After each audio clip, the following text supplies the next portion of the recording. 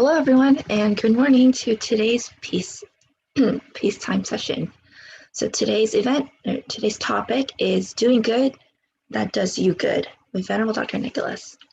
In case you're joining us for the first time, our schedule is slightly modified. We do not have classes or peace break sessions on Tuesdays and Wednesdays, but we do have them on Thursday evenings from 8 to 9 p.m. Pacific time, Friday evenings without guided meditation. So there is no teaching monk who will be online to meditate with you. However, it is time set aside for you to meditate silently, to practice meditation at a more regular time. In case you've already have brought it into part of your weekly schedule, and that is from 8 to 9 p.m. and Sunday mornings 9:30 to 11 a.m. And before we start stretching, I would just like to give everyone a heads up. We have a full moon event coming on Wednesday, May 27th. This full moon event is extra special because it is in tandem with the Vesak Day ceremony. The celebration of Vesak Day is the day of enlightenment and the day of passing of the Lord Buddha. So it's an extra special full moon event. We hope many of you can make it. It is through the same Zoom link that we are using now, and it will start at 6 p.m. Pacific time. And there we go. Looking forward to seeing who can come. Okay, yep. And before we get started, I would also just like to remind you that if you can't follow up on the Zoom, we also have a Facebook channel. We have a YouTube channel. Venerable Nicholas has a YouTube channel as well.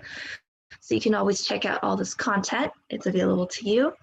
If you're looking for more meditation exercises and tips and a community, we welcome you to join the Mind Gem community. You can download the Mind Gem app or go to mindgem.org. Once again, that's mindgem.org. Just maybe get in the routine of meditating every day, and you can do so very easily with mindgem.org. Okay, so before we begin with Venerable Nicholas, I'd like to invite you all to just have a quick stretch to limber up.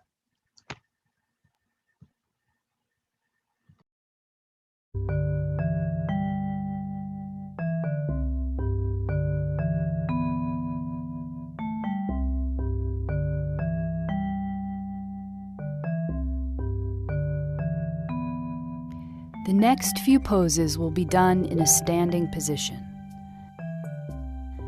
Please move slowly and at your own pace. Keep the sturdy chair nearby for balance if needed. If you find that I'm talking faster than you are moving, please take your time and do fewer repetitions. Take a nice deep inhale and exhale. Place the feet about hips width apart and grounded on the floor. Lift the toes and spread them nice and wide, and feel the navel pull gently in towards the spine. Push the toes into the floor and lean forward just a little bit. Feel the muscles that keep you steady. Lean back just a little bit and feel the toes come up. Feel the muscles that keep you steady in this position. Now push all four corners of the feet into the floor. Notice the steadiness of mountain pose. Notice how the steadiness of mountain pose feels.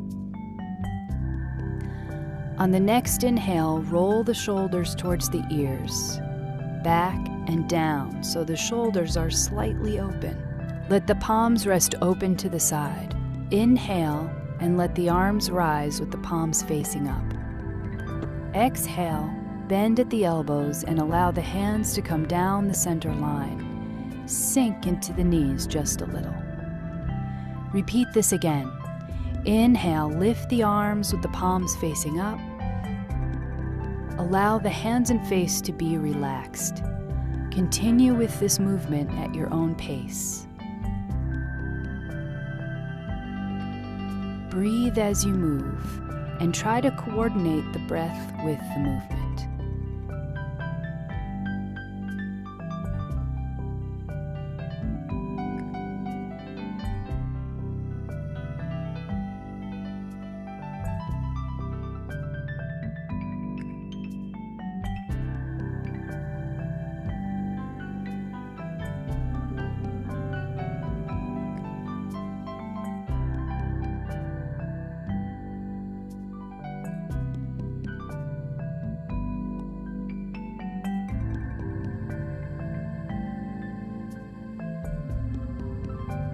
On the next breath, lift the arms back over the head. Fingertips point in, palms face up.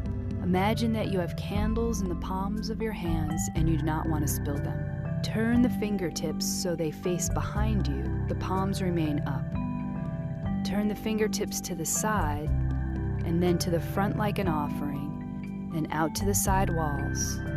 Breathe as you move, up to the top with the fingers facing in again, towards one another, and then forwards like an offering, then out to the side walls. Breathe as you move, up to the top with the fingers facing in again. Let's do this rotation one more time.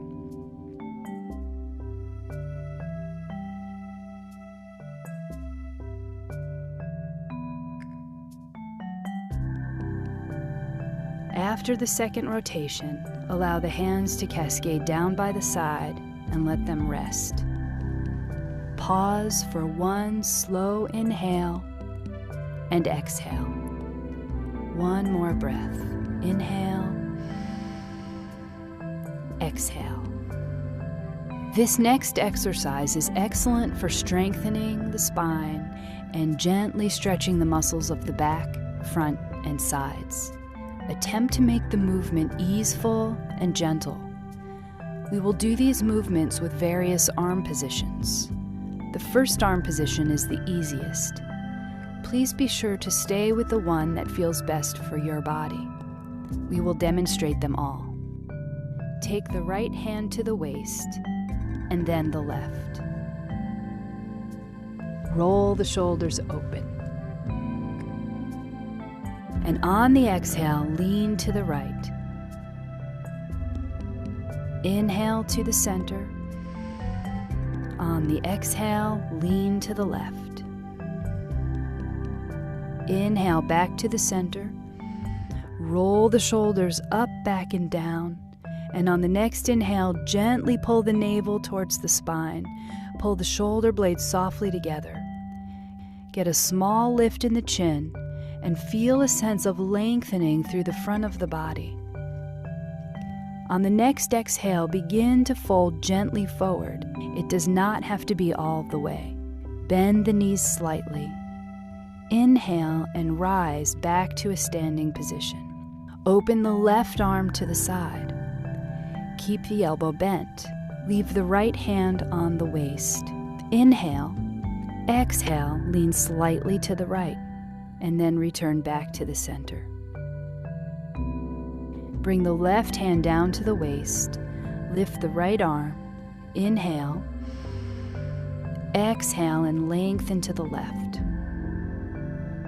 Return to the center. Roll the shoulders open. Gently pull the navel in towards the spine. Pull the shoulder blades softly together. Get a small lift in the chin. Exhale and fold forward halfway. Inhale back to standing. Open the left arm again. Inhale, and on the exhale, lean to the right. Inhale and return back to the center. Place the left hand on the waist. Lift the right arm. Inhale. On the exhale, lean to the left. Inhale and return back to the center. Roll the shoulders open. Lengthen through the front of the body. Slightly pull the shoulder blades together. Get a small lift in the chin. Exhale and fold forward. Knees slightly bent. Inhale and return to standing in mountain pose. Pause for a moment. Inhale and exhale. For this warrior sequence, attempt to keep the movements gentle and relaxed. If you notice that you are struggling, move the feet closer together. Lower the arms or make the movements smaller. This pose is great for strengthening the legs, respiration, and opening the shoulders. Step the left foot forward just a few feet. The back foot points in at a 45-degree angle. The front knee bends and the hips face front if possible. Inhale, open the arms and bend at the elbows. On the exhale, bring the hands and elbows towards each other. Inhale, open the arms and push the heart softly forwards. Relax the shoulders. Exhale, bring the arms together. Inhale, open the arms to where you feel comfortable. Exhale, relax the arms inwards. Inhale, open and expand. Exhale, contract. Inhale, exhale. Bring the hands back down by the side, return to mountain pose. One breath here. Inhale, exhale. Step the right foot forward. Take a moment, there's no rush. Ground the back foot into the floor. Bend the front knee.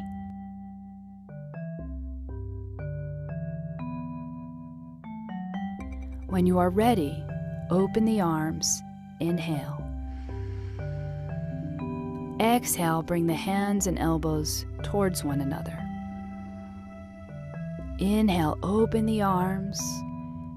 This is a relaxed opening in the chest. Exhale, bring the hands and arms towards one another. Inhale, repeat again, creating spaciousness with a full inhale. Exhale, contract and relax the arms slightly. 2 more times at your own pace. Inhale, open. Exhale, close.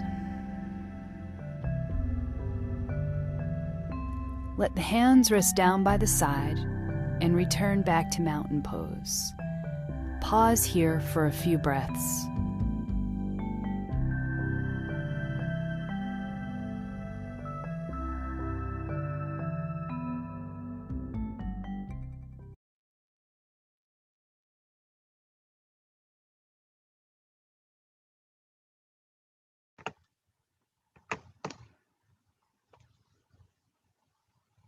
Hello, everyone, and I hope you have all gotten a nice stretch going.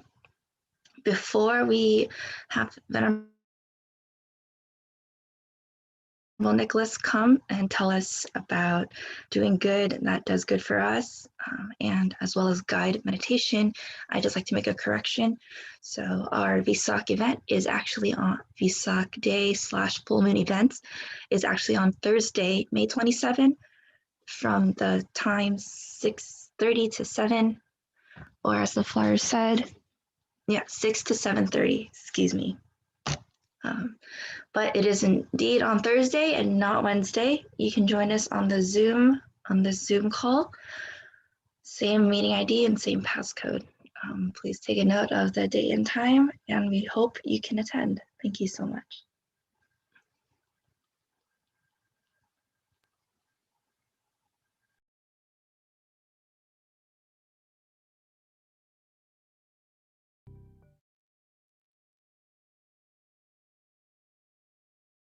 Welcome back to the 29th online episode of Peacetime, hosted every Sunday morning by Peace Point with myself, Phra Nicholas Thanissaro. live streaming from Dhammakaya International Meditation Center in Azusa, California. Today's session will be about an hour and 10 minutes long and will consist of a 25-minute talk and 20 minutes of meditation, finishing up with 25 minutes of conclusion and news updates. Last time you saw me, we looked at the logic of karma. With the Dhamma talk today, we will continue with our exploration of living Buddhism with the topic of doing good that does you good. As usual, this session I would encourage you to send in any questions you have by emailing me at peacetime.questions@gmail.com so that I can have a shot at answering them next time round. Previously, I've dealt with the workings of karma in general, both in its positive and negative variants. This session deals exclusively with the positive side of karma. This session will emphasize ways Buddhists practice to accumulate merit rather than on the perceived meritorious outcomes. The reason why I call them not just good but meritorious is because they are well known to be things for generating something really important in our lives, which is like a positive energy. Sometimes it's called merit. For those of you who know the traditional language, it's called punya or bun, which means a pure energy which has a special effect on our lives. Some things in our life we think are under our control or are down to our choices. But some things in our life are beyond our control. So if a disaster comes, that's not under our control. If we fall ill, sometimes we trust the doctor is going to help us, but they cannot help us in every case. There is always something else hidden away behind the scenes, which is helping in the background. And even in the same situation, for the people who have got more of this special energy in their lives, trouble seems to pass them by, leaving them unscathed, whereas for other people, the trouble may be very serious for them. So this special thing called merit is important. It's not maybe in the forefront of our 7 habits for highly effective people, but it's certainly important for happiness beyond the effectiveness of our working lives. Before understanding the positive energy called merit, we need to backtrack and explain the special way Buddhists understand the word mind. What Buddhists refer to as the mind, in technical parlance, citta or vijnana, is considered to be the awareness or the attention rather than the brain or the nervous system, rather like a will-o'-the-wisp that normally inhabits a person's body. In its natural state, it takes the form of a clear sphere of diamond brightness. However, when polluted by defilements, the mind is reduced to dullness and weakened potential. When positive karma arises in the mind, it lights the mind up for a while. All dynamic things in the world have a fuel on which they feed. The mind, too, must have a food on which it can use to fuel its efficient activity. Buddhists believe this energy is positive karma, which is known in a technical sense as merit. The word merit or punya can sometimes be confusing because it alludes to being honored or recognized by an awarding body. However, all it is intended by the use of the term merit, in English language anyway, is that it is somehow deserved. A general Buddhist definition of merit is the result of doing a good deed. Merit arises spontaneously for those who do good deeds without needing a third party to award it. Like a stone thrown up in the air knows it must fall back to earth. Between the good deed and the returning result of the good karma, there needs to be a potential energy storable in the mind, which communicates the potency of an act of karma from one place in time to another. This link in the causal chain is merit. Merit can be compared to electricity, since it takes the form of something which cannot be directly seen or felt by the external senses. Similarly, electricity is evidenced by heat or light from the relevant appliance, although under normal circumstances, the current running through the wires cannot be seen. Some people, however, for merit anyway, have the sense of a warm, fuzzy feeling inside them every time they do something good. In relation to the mind, merit has some special characteristics. It is distilled in the mind of a person who does a good deed, rather than coming to those around them, as soon as that good deed is completed. Once in the mind, the merit will stay there, sometimes even beyond the grave until it is used up. Merit in the mind has the effect of improving the quality of the mind and life, gradually accumulating according to the scriptural metaphor in the Dhammapada verse 122 of raindrops that can eventually fill a large container. One should not think lightly of doing good, imagining a little will not affect me. Just as a water jar is filled up with falling drops of rain, so also the wise one is filled up with merit by accumulating it little by little. Merit is constantly used up by just going through life, and so, if not replenished, it can run out.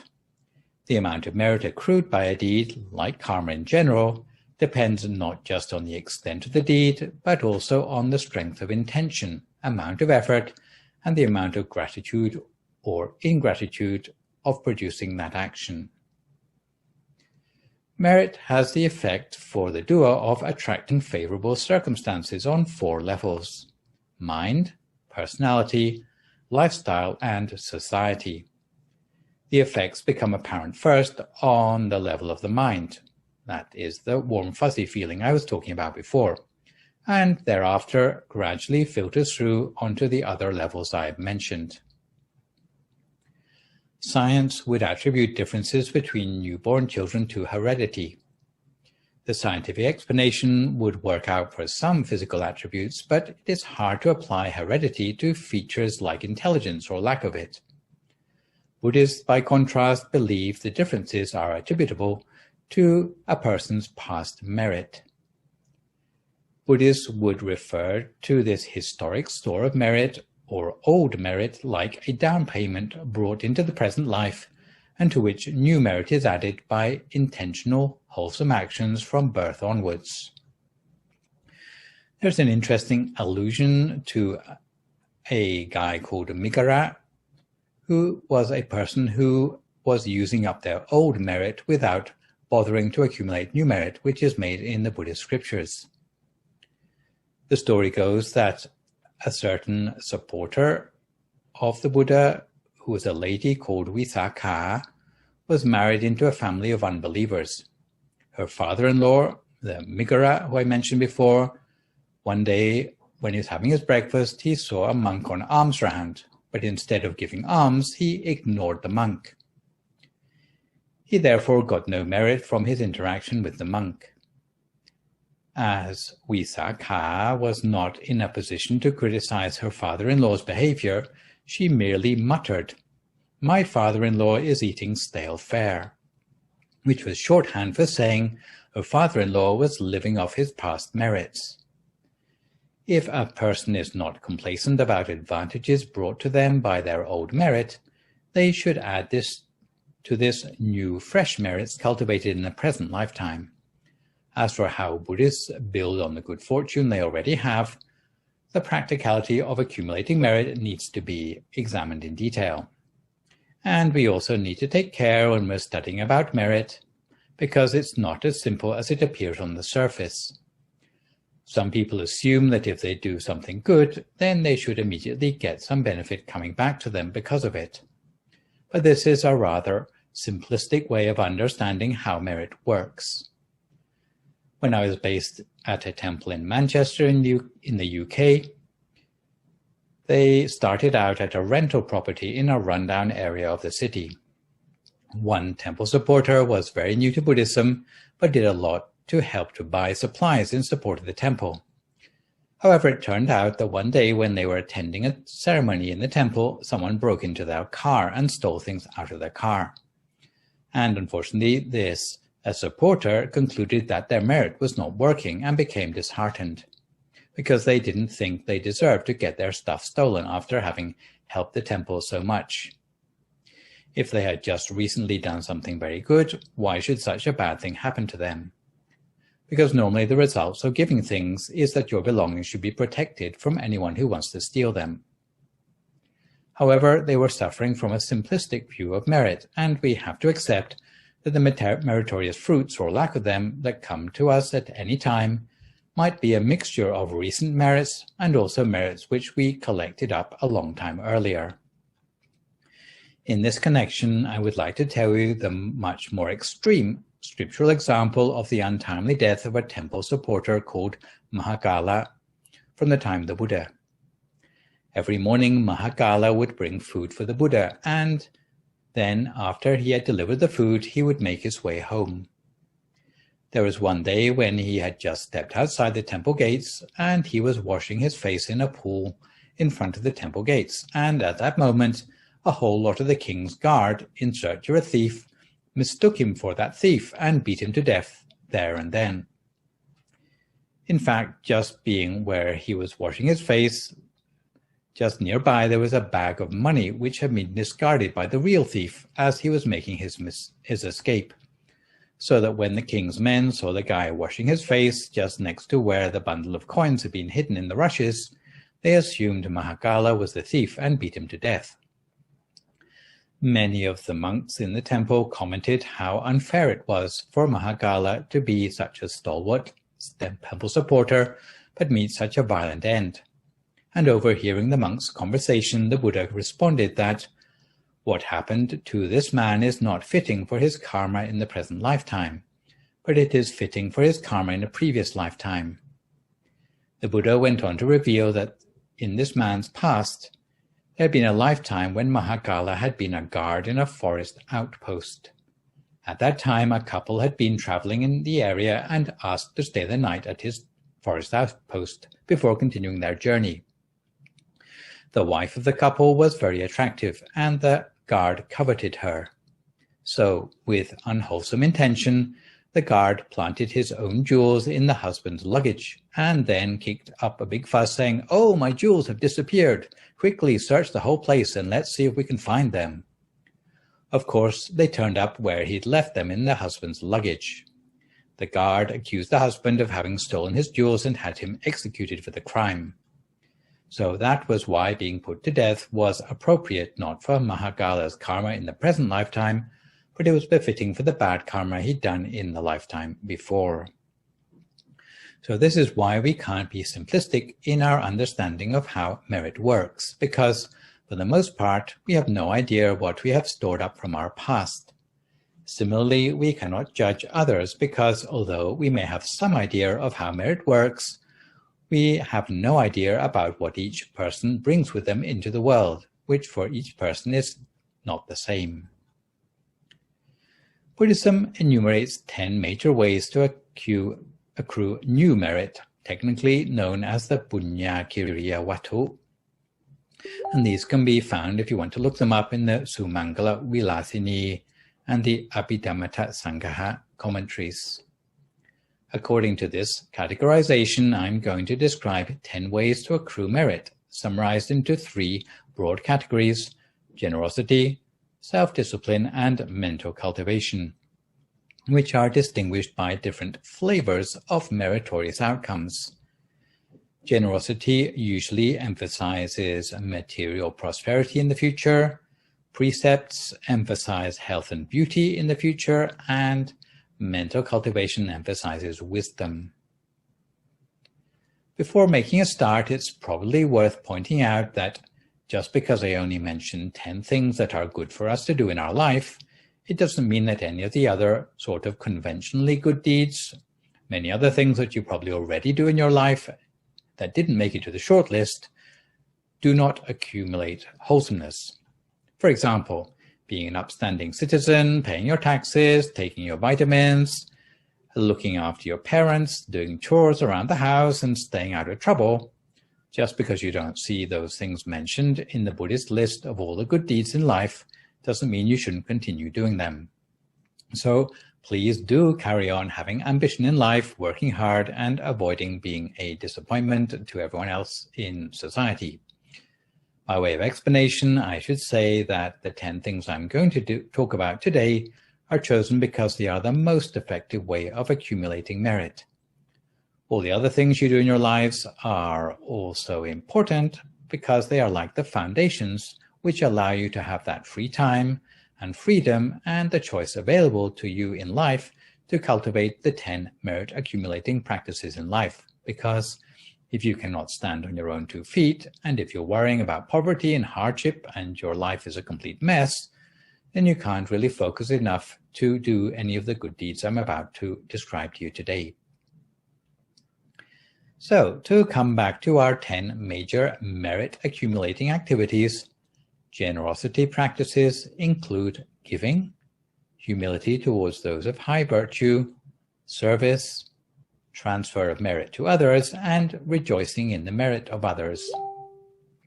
Self-discipline consists in keeping the precepts on various levels, and when we come to mental cultivation, the practices include meditation, listening to Dhamma sermons, giving a discourse on the Dharma, and straightening out one's views. It should be noticed that although some of the categories have the same names, the level of practice of virtues such as merits is less than for the practice on the level of the perfections that we will come to in a future session. So let's look at each of the 10 in turn. The first way of generating merit through generosity, or dana maya, is giving beneficial gifts to others. There are many different forms of giving, and although gifts can mean giving to the poor or needy to generate merit, more often gifts are offered to members of the monastic community of a temple. In practice, Buddhists typically like to make gifts of food, clothing, shelter, or medicine. The most basic act of generosity is the gift of something that is beneficial to the recipient, or vatutthana. But it should be noted that gifts of items such as, let's say, weapons or alcohol would not lead to merit being accrued, as they would not ultimately create benefit for the recipient. Merit is also generated by the gift of worldly knowledge, such as vocational knowledge, technically known as vidyatthana, or spiritual knowledge, or dhammatthana, and even of letting go of one's anger to be able to forgive a person, the merit of giving forgiveness, or apayatthana. In conclusion, there are 4 categories of giving: giving physical objects, giving worldly knowledge, giving spiritual knowledge, and forgiving others. And often it is the case that the last item on a Buddhist list is meant to be the most challenging one. And this is probably why even the Dalai Lama famously admitted he forgives, but he doesn't forget. The second way of cultivating generosity is humility towards those of high virtue, or apacayana maya. If a person, instead of finding fault with others, is both humble and respectful in a way that allows them to look for the good in every person they meet, that humility will lead them to accrue merit, because at the very least they will always see the world in a positive light, allowing them to remain in a pleasant mood all the day long. And in practice, in order to accrue merit, Buddhists express humility by bowing or saluting elders or spiritual exemplars. Paying respect to the Buddha or spiritual teachers often involves a shrine. On a superficial level, shrines might be regarded as nothing more than material culture. Indeed, bowing at a shrine is often misunderstood by non-Buddhists as being some sort of idolatry. However, research has recognized shrines in homes as sites of shared cultural memory, with the function of contextualizing religious narratives and bringing the sacred into the home. Although shrines are sometimes regarded as a gray area between the cultural and the religious, research I published back in 2018 shows that shrines are intimately linked with Buddhist religiosity. I found that 70% of Buddhists had a shrine at their home.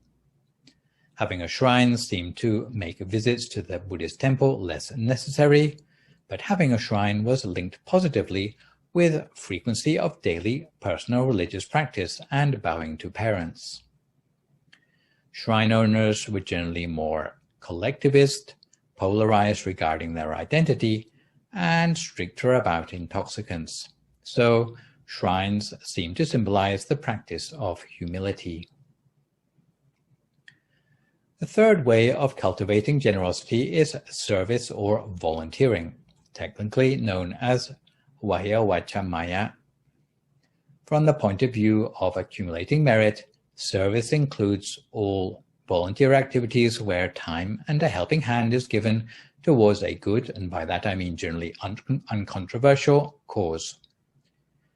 The fourth way of cultivating generosity is transfer of merit to others, or Patithanamaya. In practice, transfer of merit for Buddhists usually occurs in the context of memorial rites for deceased relatives. Water is poured from a bottle into a bowl as a symbol of an outpouring of merit from a person who has recently done a good deed but wishes to share part of that merit for the benefit of a loved one who has already passed. By sharing merit, the total amount of merit increases rather than diminishes, like one candle being lit from another increases the total amount of brightness. The origin of dedicating merit in scriptures comes from an occasion related in the Dhammapada commentary, where a certain king called King Bimbisara asked the Buddha whether, if he were to make an offering, it would still be possible for deceased relatives to receive a share of the merit from the deed. The Buddha replied that it would be possible, and the next day when King Bimbisara offered a meal to the monks on behalf of the relatives of his who had been reborn as hungry ghosts or Beta, when the merit was dedicated, the hungry ghosts showed themselves transformed from nakedness to being clothed in divine raiment and leaving behind their hungry ghost existence to be reborn in a heavenly destination. The fifth and final way of cultivating generosity is rejoicing in the merit of others, technically known as Pattanumojana Maya. This sort of merit is accrued by those who, seeing someone else doing a good deed or receiving good fortune, congratulate them on this. Even if they are unable to contribute anything more to that person's good deed or achievement, by being supportive of rather than envious of that person, they will accrue a fraction of the merit already accrued by that other person. In practice, this magnanimity is expressed in Theravada communities by saying the word sadhu or equivalent to the doer of the good deed. Turning now to self-discipline, the only way of cultivating merit through self-discipline is by keeping the precepts or sila maya. Self-discipline is practiced in Buddhism by avoiding taking advantage of the weaknesses in others or oneself through physical or verbal actions. In practice, self-discipline is practiced by upholding at least 5 rules of training or sikkhapada, otherwise known as precepts or sila. The different levels of precept practice will be explained in my next session. Moving on to the way merit is generated through cultivating the mind now. The first way of accumulating merit through mental cultivation is by meditating or bhavanamaya. Cultivating the mind can include reading Dhamma books, chanting, and meditation itself. Meditation is an exercise for relaxing and internally focusing the mind, which will lead to the arising of inner radiance and distancing the mind from disturbance by anxiety, limiting its habitual wandering, bringing peace, and eventually self-knowledge. I will also give a more complete overview of how meditation is understood in Buddhism in a couple of sessions' time. The second way of accumulating merit through mental cultivation is by listening to Dharma sermons, or Dhamma savana. Dharma sermons, or more informally, Dhamma talks, would normally be encountered by a Buddhist when they attend activities at a temple or a meditation center. A monk or expert on a Buddhist subject would elaborate knowledge in a way that exemplifies Buddhist virtues, challenging the listener towards self-improvement rather than merely entertaining or informing them. These days, Buddhist talks are also available on Buddhist satellite channels, the internet, and physical audio media. This method of generating merits refers to the benefits accrued to the listener in the audience. The third way of accumulating merit through mental cultivation is by giving the discourse on the Dharma, or Dhamma Desanamaya. Just as a Dharma sermon generates merit for the listener, merit also accrues to the person able to explain and communicate Dharma in a way that inspires listeners. The mastery and steadfastness in the Dharma implied by the ability to speak well on the Dharma crystallizes merit on a still deeper level for the speaker. Giving a Dharma discourse doesn't always mean climbing into the pulpit or equivalent, but may include answering questions on the Dharma or giving pep talks to those experiencing suffering or difficulty in life.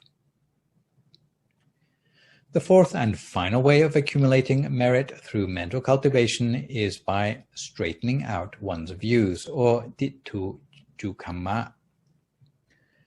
This final way of generating merit, and it being put in final place in the list, probably implies that it is the ideal end product of practicing the preceding 9 ways of cultivating merit, refers to the degree which a practitioner is able to straighten out false views and to move towards transcendental right view, which, according to the Apanaka Sutta of the Majjhima Nikaya, means valuing generosity, valuing welfare work, honoring those worthy of respect, acknowledging the karma retribution of action, acknowledging the reality of this world, acknowledging the reality of the next life, repaying a debt of gratitude to one's parents, acknowledging the existence of spontaneously arising beings, and acknowledging that enlightenment can be achieved by those who practice well. So now that we have the complete picture of possible ways to accumulate wholesomeness and merit for ourselves, before we go any further, let's take the opportunity to settle ourselves for 20 minutes of meditation. If you would like to find a comfortable sitting position for yourself now as you listen to my guidance.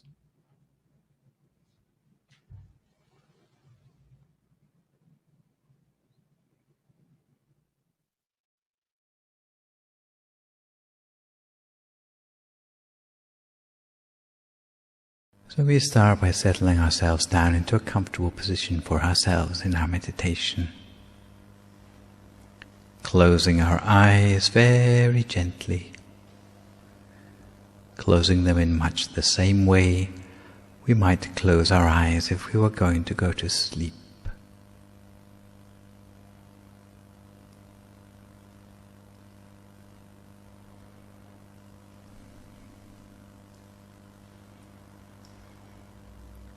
And we slow ourselves down by taking a few deep breaths to ourselves, breathing in to the full extent of our lungs, and then breathing slowly and smoothly out again.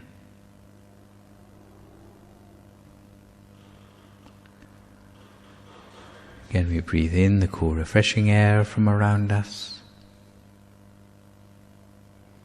As we breathe out, we may feel that we're letting go of any previous worries or concerns that we've had.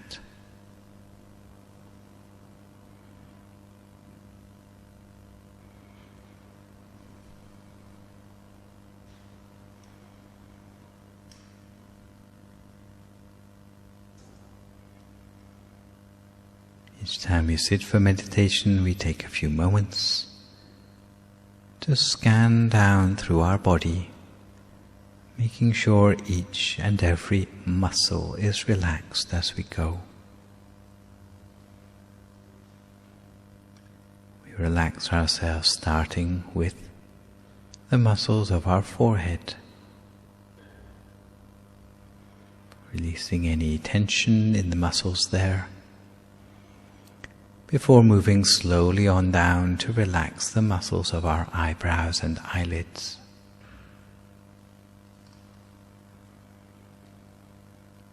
Even the way we close our eyes should be as gentle as possible.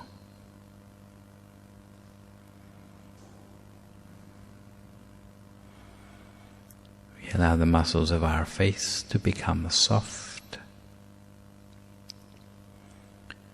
taking care that we're not gritting our teeth together.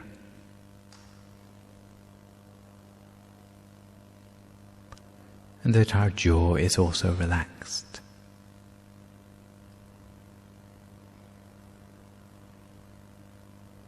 We move on down, relaxing the muscles of our neck. If our shoulders are tense at all, we allow them to drop to their natural height.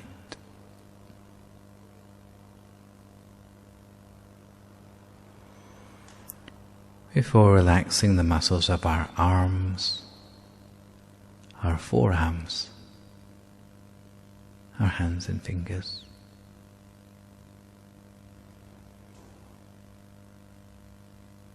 So that as our hands rest in our lap, they seem to do so almost weightlessly.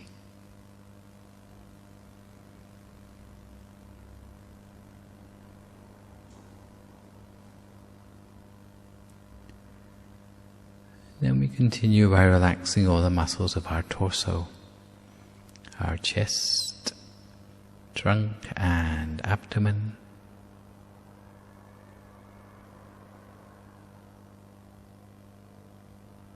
Taking special care that our stomach isn't at all tense.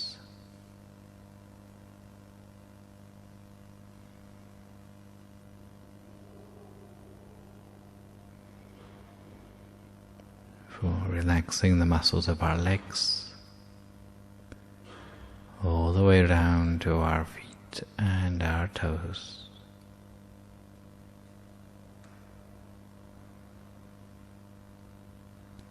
Until eventually all the way from the top of our head right the way down to the tips of our toes. We'd be fairly satisfied that there's no remaining part of our body with any sort of stress or tension anymore.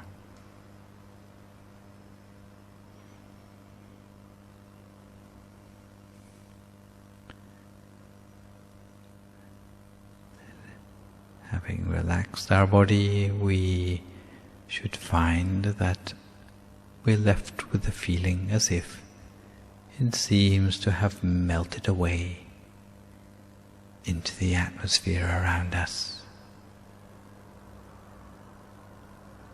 leaving no more worries about our body anymore, in a way that we can turn our attention inward.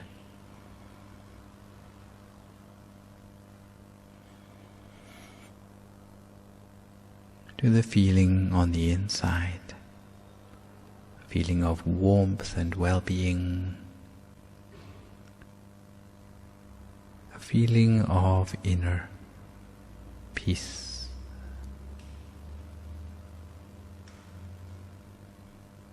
This inner feeling, by any other name, we could call our state of mind. And it's something which can also be relaxed further in preparation for the meditation ahead. But the way we tend to relax the mind is by letting go of all the normal things we tend to worry about in our lives.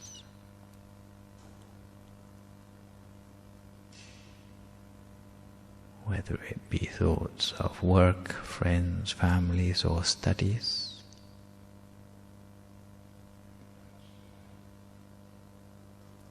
Regrets about the past.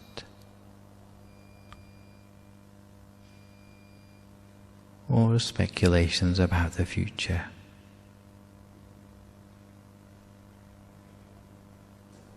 If we are able to shed all these possible sources of chatter in the mind,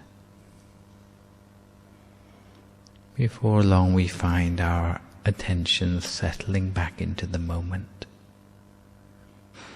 into the present time, and on the task in hand. Reminding ourselves that we have nowhere to go and nothing to do. Meditation is what we're actually here for.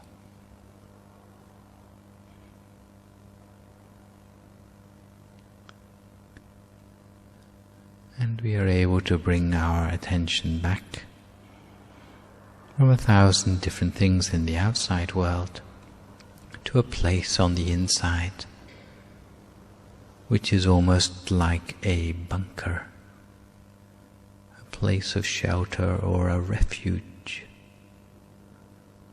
from all the unpleasantness of the outside world, a safe haven for the mind. If we can bring the mind back in its entirety, it's as if we have a certain distance from the external happenings in our lives,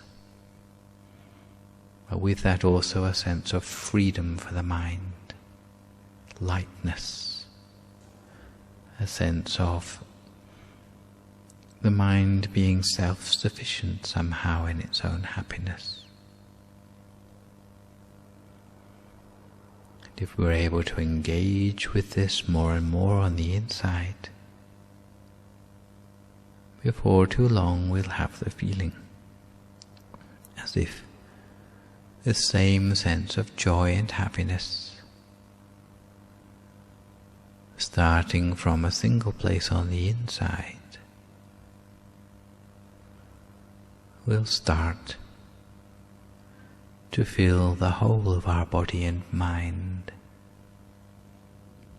in a way that leaves no space in the mind for any other sort of thought.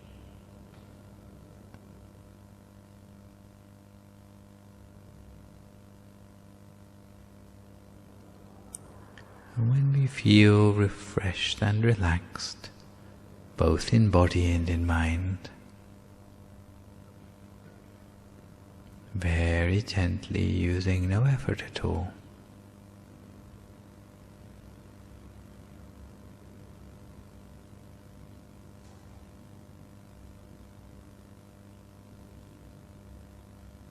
we imagine that inside our body is just an empty space,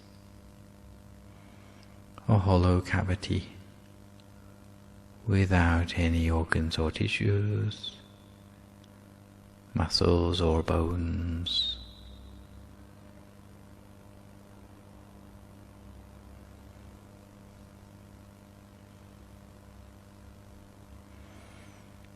Inside this empty space of our body, somewhere in the area of our abdomen,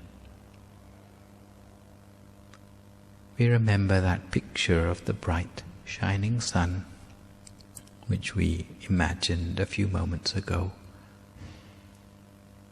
But this time, instead of being in the sky, the picture of the sun appears in miniature, shining at the center of our body, shining with a cool, clear light, a light with a softness similar to that of the moon, more than of the sun itself. We don't worry too much about whether the actual picture of the sun is very clear or not. Even if it's vague, we accept it anyway.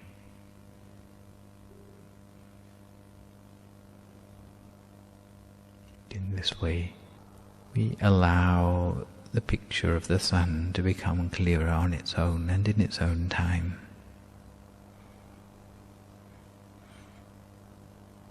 If we should find that our attention wanders off onto other things each time we realize, we simply bring our attention back again to that picture on the inside as before. If it wanders, we bring it back.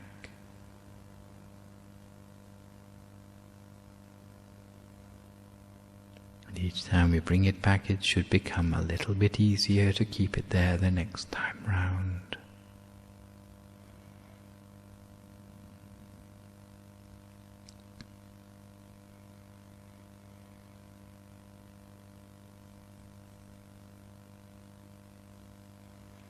As for the possible problem of there being thoughts in the mind,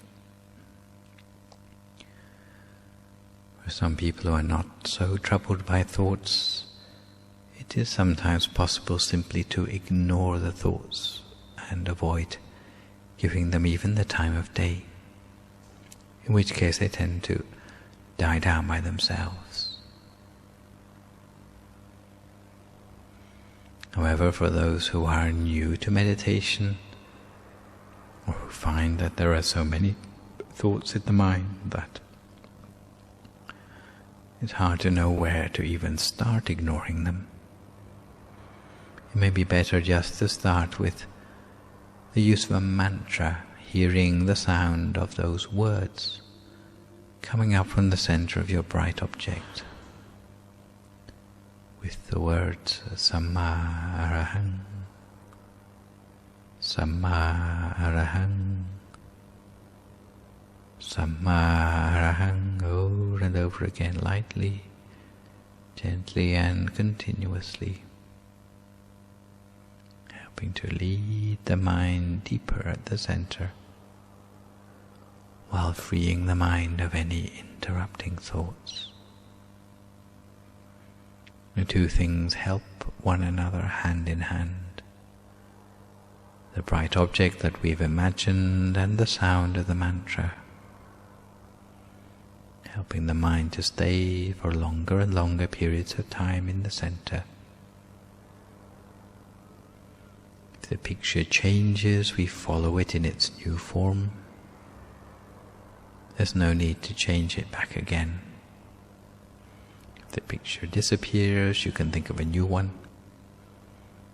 Otherwise, we simply follow the way the inner experience in the mind evolves, observing without a mental commentary, without judging our own experiences, without getting excited by new things that happen in the mind, and not becoming frustrated if there seems to be no change. Sounds around us distract us, we simply bring our attention back. If we're uncomfortable, we can move, but doing so gently in a way that we don't disturb the stillness we've built up in our mind. We cultivate our attention in this way, lightly and gently, for a few more moments now in silence until we come to the appropriate time.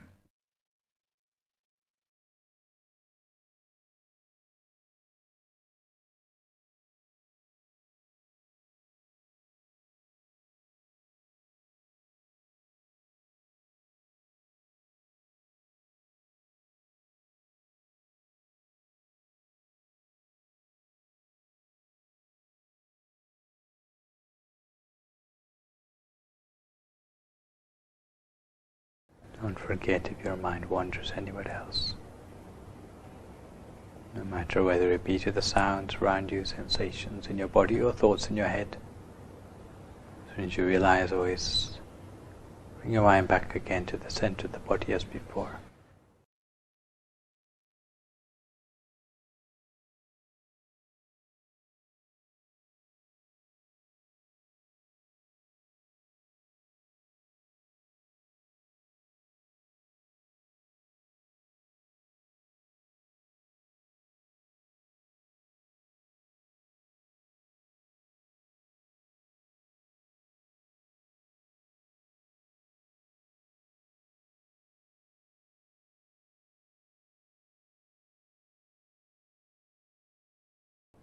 Keep our mind always at the center of the body the whole the time. The center of whatever inner experience we have attained for ourselves. Whether it be a feeling of stillness inside, brightness inside, sphere inside, inner bodies inside, or Buddha image inside ourselves. Place our mind gently at the center of whatever inner experience we have achieved, and allowing our mind to come to a standstill at that point. We gradually make a wish at our center, at all the merit coming to us from our meditation to straighten out our views, calm our mind.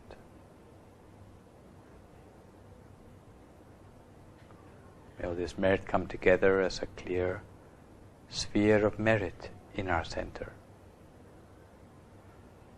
helping to attract into our lives all the very best of things, opportunities and people, while helping to protect us from all dangers, leading us to success in our lives, whether it be family or business, giving us the encouragement we need to do goodness throughout our lives, whether it be studying hard as a child, working hard as an adult, educating our family to know the difference between good and evil. We make a wish on the basis of this merit for the last few moments of our meditation.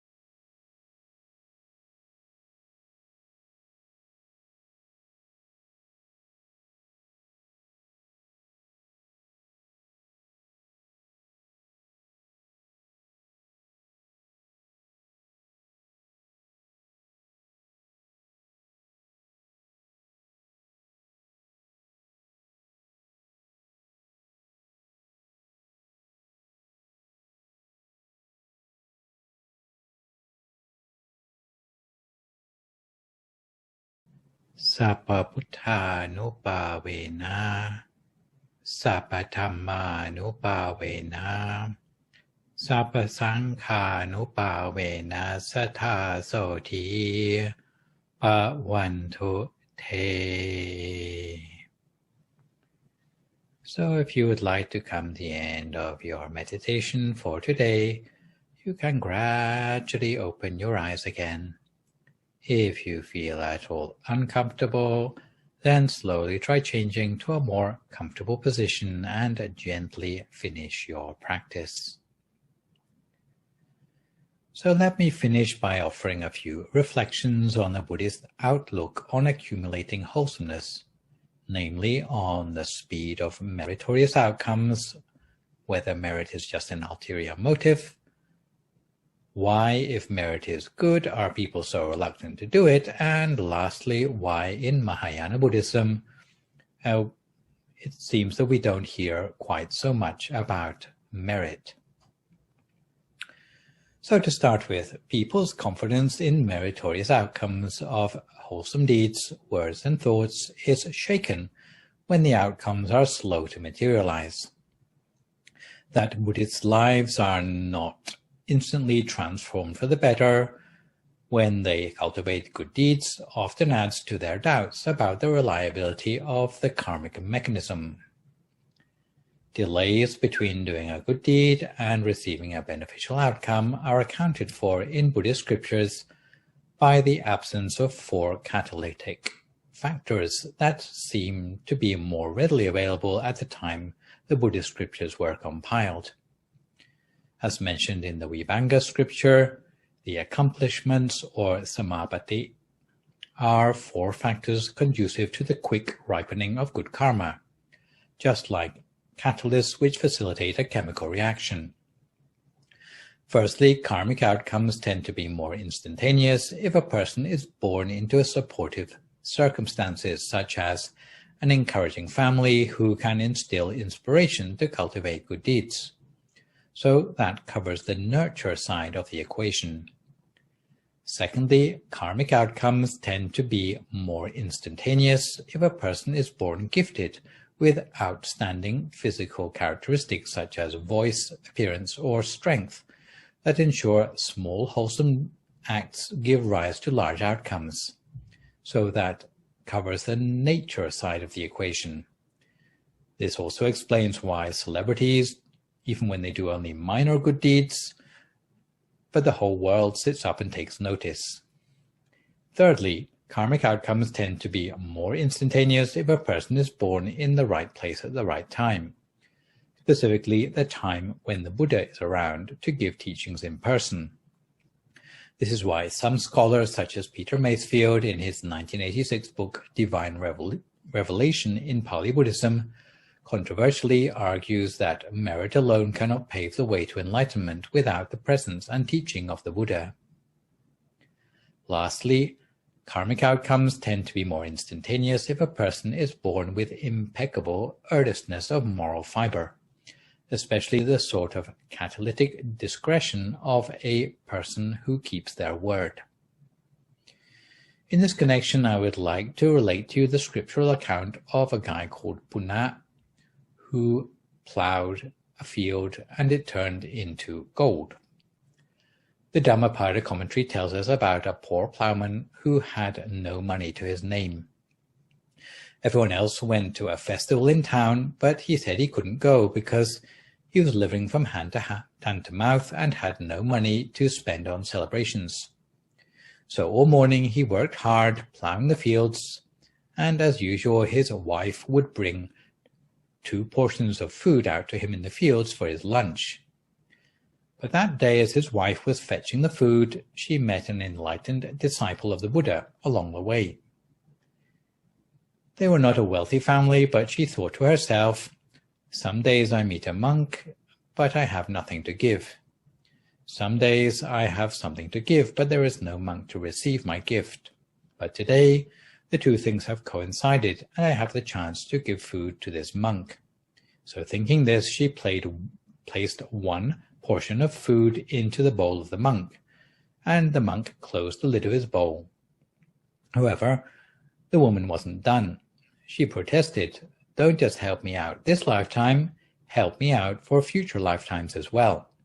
Hearing this, the monk opened the lid of his bowl again, and she put in the 2nd portion of food.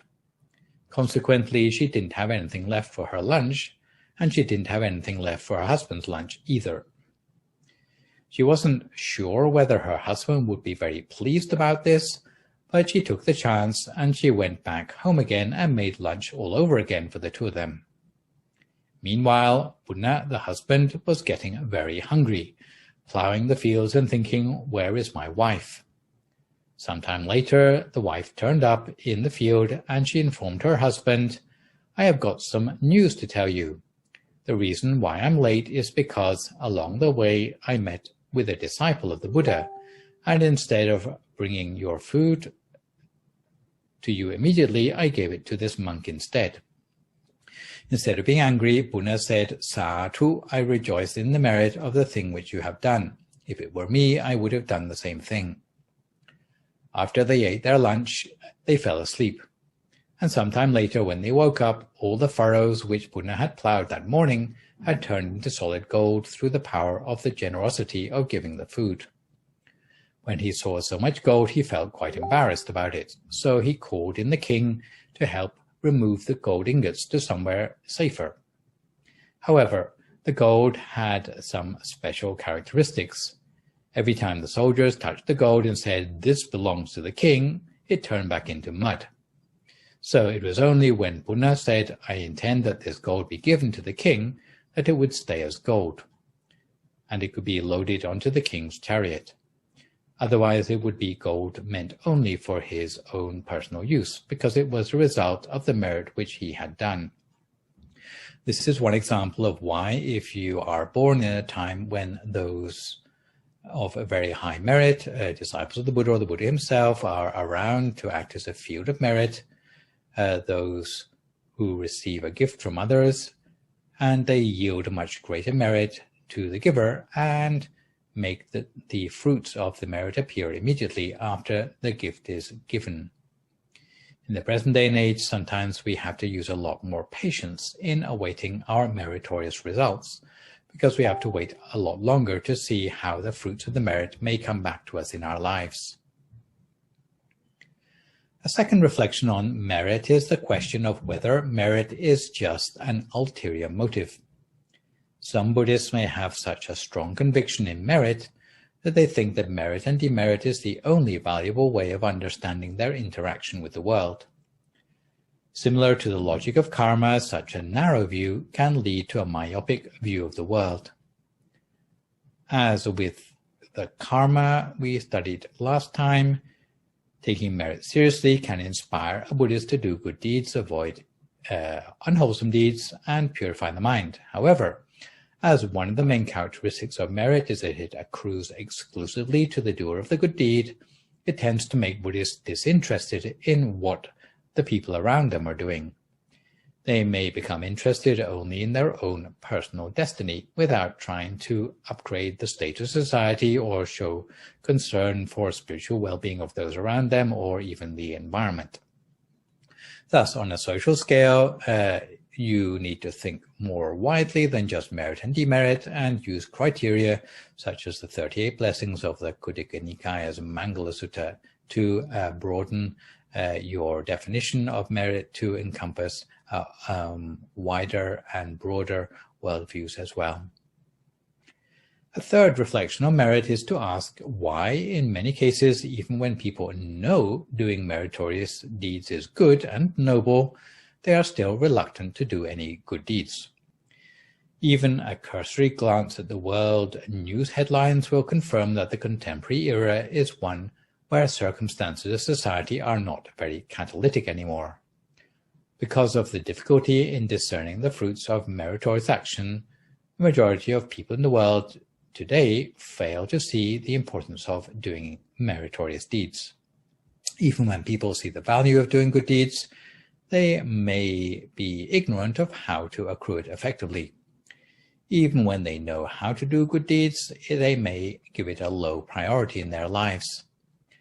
The Buddhist way would be to strive against the tide of apathy in modern society by trying to find the opportunity to practice each of the three major groups of meritorious deeds on a daily basis. The advice of our Vice Abbot in Thailand, the Ven.Dr.Nicholas, often offered to us, is that when we know that meritorious deeds can have an effect on our lives in a good way, we ought to try to build them into our daily routine. Meritorious deeds such as generosity, keeping the precepts, or meditation, since we already know that habitual karma is stronger than karma on a one-off basis. The Venerable Tatachuo's advice is that any morning when you've not given alms to the monks, and not giving food into the bowl of the monks who pass the front of your house on alms round, you shouldn't dare to have your own breakfast.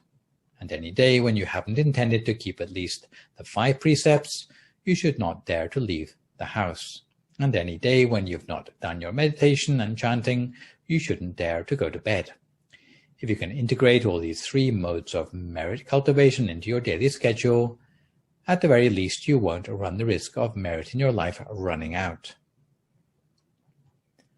As a fourth reflection on merit making, before you say, well, I've studied Buddhism in other schools and they've never mentioned merit, I should qualify today's session by reminding you that not all later schools of Buddhism have such a strong emphasis on merit making as the schools of early Buddhism. Where some schools of Mahayana Buddhism have a philosophical position that there is no point in cultivating merit or working on oneself, they focus instead on the advice that a person would be better just to trust in the often future Buddha's grace to ensure salvation, which is similar to the works versus faith debate in Christianity. Furthermore, other later schools focus instead on the idea that you don't need to gradually develop your potential towards enlightenment, but by the tenets of sudden enlightenment, all you have to do is just wake up to the realization that you are already enlightened. In practice, from my observations, the majority of Mahayana Buddhists engage in strenuous cultivation of merits. Most Mahayana schools prostrate towards the Buddha and chant thousands of times daily in order to cultivate humility, in a way not dissimilar to the second sort of generosity I mentioned earlier. So, before I finish today, let me leave you with a scriptural story from the Siri Jataka that illustrates how ultimately you cannot avoid the merit you deserve, irrespective of contrivances or worldly influences. There was a previous lifetime when the Buddha was born as an ascetic, and he had an elephant trainer as his supporter. It was a lifetime when animals could speak in a way comprehensible to human beings. Meanwhile, on the other side of town, a certain stick gatherer was spending the night at a hermitage and overheard two roosting cocks abusing each other. In the course of the quarrel, one cock boasted that whoever ate its own flesh would become king, whoever ate his skin would become commander-in-chief or his queen, and whoever ate his bones would become either the king's treasurer or his chaplain.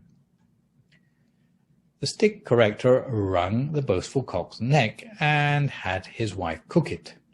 Then the stick collector and his wife, preparing for their ascent to royalty, took the chicken casserole with them and went to bathe in the river. They left the cookpot on the riverbank, but as they bathed, the cookpot was blown into the river, and it floated downstream where it was picked up by, you can guess who, the elephant trainer. You remember, the supporter of the Buddha-to-be. Knowing this, the ascetic Buddha-to-be visited the elephant trainer at mealtime. There he was offered the meat and divided it, giving the flesh to the elephant trainer, the skin to the elephant trainer's wife, and keeping the bones to himself. 3 days later, the city was besieged by enemies. The king asked the elephant trainer to don royal robes and mount the elephant as a decoy, while he himself fought in the ranks. There the king was killed by an arrow, and the elephant trainer, having won the battle, was made king, his wife becoming queen, and the ascetic his chaplain. The moral of the story is that if a person has done the heavy lifting of storing up merit for themselves, no one, however influential or persistent or sneaky, can steal the favorable outcomes from them. So today we've been looking at ways to accumulate positive karma. The opposite of merit is called demerit and also can be collected up if you're not careful by doing bad things. My next session will deal with this other side of the coin, which means Buddhist strategies to avoid negative karma.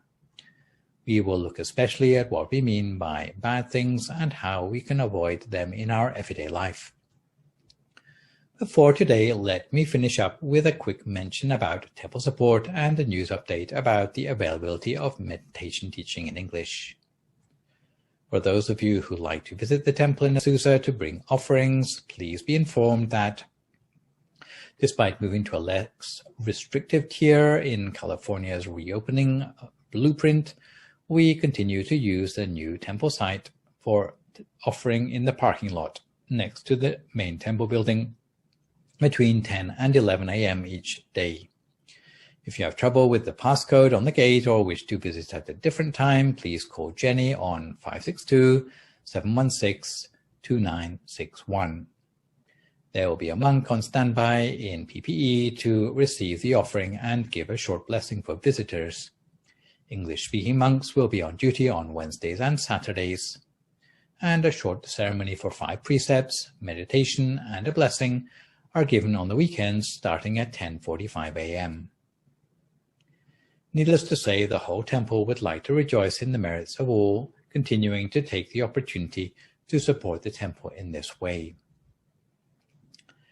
Meditation continues to be valuable in this COVID era to help us cope with social distancing, And in this respect, here at the temple, although there are still no face-to-face teaching sessions for the interim, you can continue to access Dhamma teachings in English at the YouTube channel called Peace Point Meditation or the Facebook page of Peace Point Meditation. For aficionados of Zoom meetings, another way you can access Peace Point content is to join Zoom meeting ID 970-1192-2337, meeting passcode 072, but bear in mind there's no way to pause or replay the media on Zoom for those of you who are trying to take notes. And for those of you who have been following my talks, you may also be interested to subscribe to a YouTube channel which I've set up in my own name, which can be found by searching for Phra Nicholas Thanissaro on YouTube, where I have uploaded more than 100 clips of meditations, Dhamma talks, funeral homages, talks for children, and so forth. Meanwhile, there are a few further changes to the 2021 program from Peace Point. Every Sunday morning, you have now got me with live materials and archive materials on alternating Sundays. Venerable Sopon now appears every Thursday evening. There's a silent meditation, slightly longer for those of you who enjoy that. For the benefit of families listening in, there's also a special show for children in English known as Shining Stars that goes out at the new time of 6 to 6:30 p.m. every Monday evening with bedtime stories and a meditation short enough to keep the attention of younger listeners. Outside of the live streams and on-demand programming, there's also the newly updated MindGem app, which you can download for free, allowing you to listen to meditation and Dhamma talks in English on your cell phone even when you are offline. So, this session we have looked at the topic of doing good deeds that does you good. For my next live session online with you, which will, fingers crossed, be a week on Sunday morning, we'll be moving on to look at something along the lines of ways to avoid unwholesome karma. For good measure, I would like to remind viewers, even better than posting thank you or great talk or thatu in the broadcast comments, you can email your questions about meditation or what you have heard in the lecture to the email address as you can see spelled out on the slide. And I'll do my best to answer these on my next session.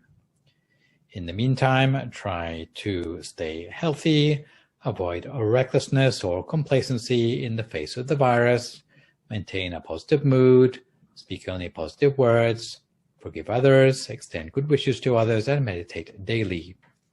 Hopefully, as a result of today's session, you will now have a clear understanding of ways to cultivate positive karma in your life, to collect up merits for yourself. And next time round, we will see the other side of this equation in terms of avoiding the unwholesome aspects of life. So today, this is me, Phra Nicholas, signing off for this session. So long, folks, and stay safe.